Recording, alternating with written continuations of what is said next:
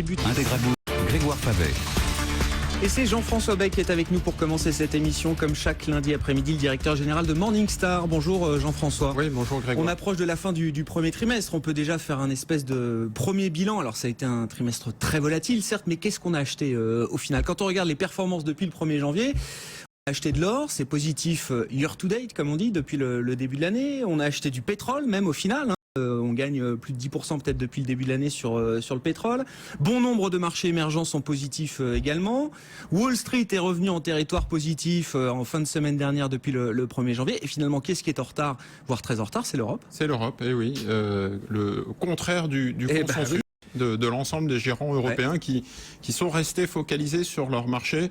Je pense qu'effectivement, depuis le mois de mars, on voit que le CAC 40 était à 4400 points. On est encore aujourd'hui à 4400 points. Les marchés européens marquent le pas. Il y a eu quelques fortes baisses, et sur la semaine aussi, on est en négatif. Donc, inversement, on a des marchés internationaux qui sont plutôt bien comportés, et pareil sur la partie flux, puisqu'on est dans un environnement on-off porté par des flux.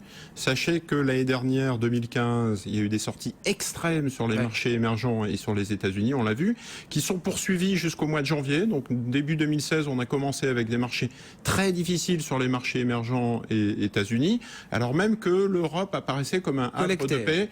Et on l'a dit plusieurs fois à l'antenne, l'Europe, les gérants et les investisseurs sont restés plutôt zen. Oui, c'est ça, ça collait au consensus de début d'année. On partait avec l'idée que l'Europe allait bien faire cette année, en tout cas mieux faire que Wall Street ou d'autres marchés dans le monde. Voilà. Et c'est pas le cas. Et c'est pas le cas encore ces derniers jours. On a un début de décollecte forte sur les actions européennes. Vous savez que nous, chez Morningstar, on regarde jour après jour les collectes sur les différents fonds. On voit qu'on est sur les 2 premières semaines du mois de mars sur à peu près une décollecte de 1,3 milliard sur les fonds Action Europe, alors même que c'était positif de 4 milliards sur le mois de janvier. Inversement, les investisseurs reviennent sur les marchés émergents et sur les marchés américains.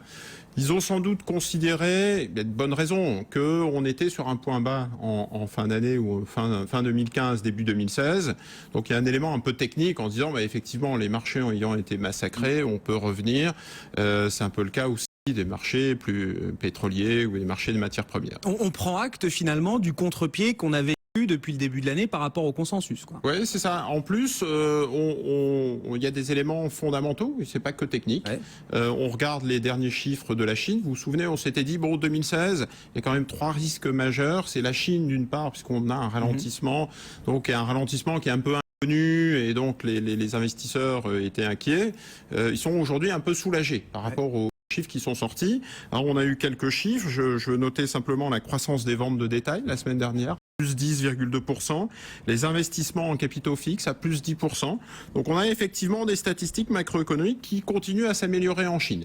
Donc les investisseurs sont soulagés. Tout n'est pas gagné, il y a encore beaucoup d'incertitudes. Dans un premier temps, ça va calmer les esprits. Et derrière la Chine, on a le pétrole qui a augmenté de 50% depuis le point bas. On était à 27 $, on s'en souvient, on est maintenant sur le Brent à 40 $.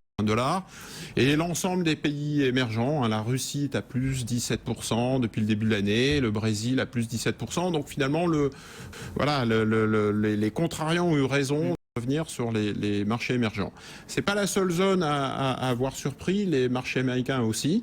Pareil, pour des raisons techniques, pour des raisons macroéconomiques. Si on en voit les chiffres, pour preuve, l'immobilier, les mises en chantier la semaine dernière, vous avez dû commenter ça, les permis de construire. J'ai noté aussi la production manufacturière qui était au-dessus, plus forte que prévu, et l'inflation sous-jacente à plus 2,3%. Ça vous dit quelque chose, Grégoire, parce que plus 2,3, c'est au-dessus de 2. Et donc vous dites, tiens, c'est bien, aux États-Unis, il y a un peu d'inflation. Visiblement, la Banque centrale a réussi un peu son mandat. On peut comprendre effectivement pourquoi est-ce que finalement on continue d'acheter Wall Street, pourquoi est-ce qu'on se met peut-être aussi à racheter un petit peu les émergents et puis les thématiques matières premières, mais pourquoi est-ce qu'on n'achète pas également l'Europe? On pourrait d'une certaine manière avoir envie d'acheter un petit peu de tout ça. L'Europe, on a nettement moins envie, semble-t-il, au regard des performances de l'acheter que par rapport à ces autres thématiques-là. Vous avez tout à fait raison, on n'est pas obligé de... communicants. Oui. On n'est pas obligé de vendre l'Europe quand on achète les On peut acheter un peu de tout. On peut acheter un peu de tout. Malheureusement, l'Europe subit un petit peu la période. Je reviens aux éléments techniques. Ça a quand même très bien monté en février. Ouais. Donc les investisseurs marquent le pas en mars. Même nous, on l'avait évoqué en disant on a acheté la rumeur. On peut peut-être commencer à vendre la nouvelle et prendre ses bénéfices. C'est pas des raisons, je dirais, techniques. La macroéconomie aussi n'a pas tellement rassuré. Aujourd'hui, vous avez la Bundesbank, par exemple, qui vous parle de ralentissement en Allemagne et qui vous parle d'indice de croissance assez décevant sur le premier trimestre 2016.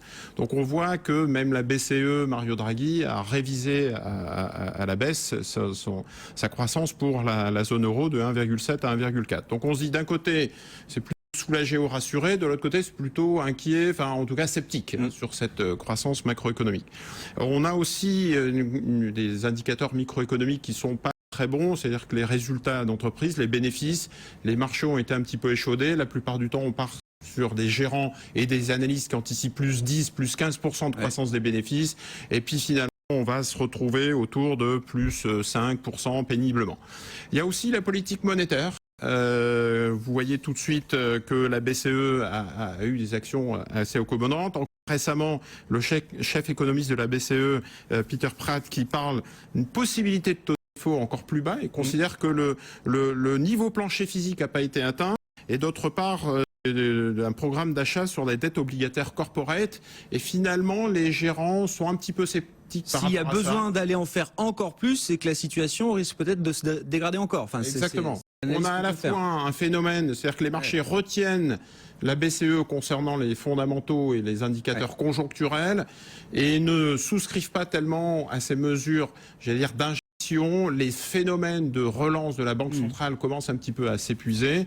Ce sont là encore des phénomènes un peu techniques et donc on se rattache aux fondamentaux qui sont un peu décevants en Europe. Est-ce qu'il faut rester patient ou est-ce qu'il faut d'ores et déjà se mettre en position de se dire que l'Europe, les actions européennes de la zone euro notamment, seront peut-être un peu les parents pauvres de cette année 2016 ? Alors nous, à court terme, on reste encore assez prudent. On avait évoqué ça sur fin février, début mars. On considère que les investisseurs doivent rester prudents tant qu'on n'a pas d'indication sur la croissance européenne et les réformes structurelles. Donc c'est à la fois de l'économique, du macroéconomique et du politique pour voir comment en fait les indicateurs macroéconomiques. Ça veut dire qu'on va rester patient et prudent longtemps alors Jean-François? Non, parce que les indicateurs macroéconomiques, on a la Bundesbank qui sort des chiffres aujourd'hui. Donc non, mais pour côté le politique. Le politique, ça peut prendre du temps. Là, on est plus en siècle qu'en jour. Et en tout cas, il faut garder en fait à l'esprit, suivre ces indicateurs de croissance.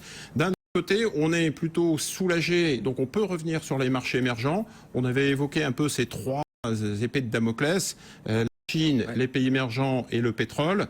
On voit que le pétrole soutient pas mal. Et donc, finalement, pour des investisseurs internationaux, ça vient rassurer. Il ne faut pas oublier aussi que ces déplacements de flux, notamment sur les marchés européens, c'est pas que les investisseurs européens. La plupart du temps, on interroge les gérants européens.